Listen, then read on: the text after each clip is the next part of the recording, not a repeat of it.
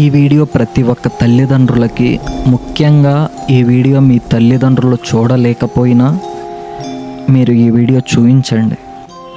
ఎందుకంటే ఫ్యూచర్లో చాలా ఉపయోగపడుతుంది, ముఖ్యంగా ఆడపిల్లలకి చాలా ఉపయోగపడుతుంది. ఏమైందంటే యాక్చువల్గా ఇద్దరు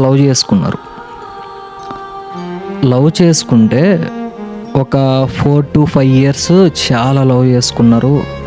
ఇద్దరు ఫిక్స్ అయిపోయారు, మ్యారేజ్ చేసుకోవాలి అని చెప్పేసి ఇద్దరు ఫిక్స్ అయిపోయారు.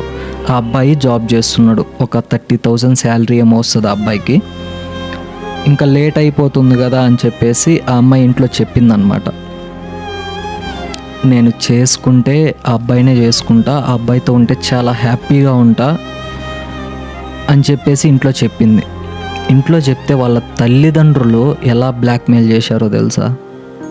నువ్వు అబ్బాయిని చేసుకుంటే నేను చచ్చిపోతా, మేమిద్దరం ఇక్కడే ఉరేసుకుని చనిపోతాం అని చెప్పేసి బ్లాక్మెయిల్ చేశారు. పెళ్లి విషయంలో బ్లాక్మెయిల్ చేయాలంటే తల్లిదండ్రుల కింద ఎవరైనా. అయితే ఇంకా ఆ అమ్మాయి ఎంత ఏడుస్తున్నా, ఎంత రిక్వెస్ట్ చేసినా కూడా వాళ్ళు ఒప్పుకోలేదంట.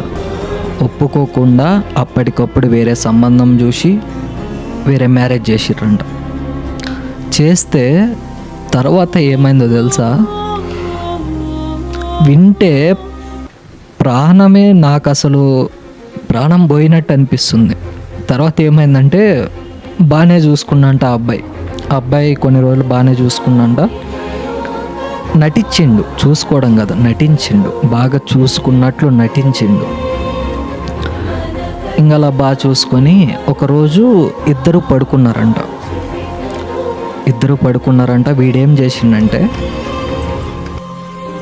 హాల్లోకి వచ్చి నగ్నంగా బట్టలన్నీ విప్పేసి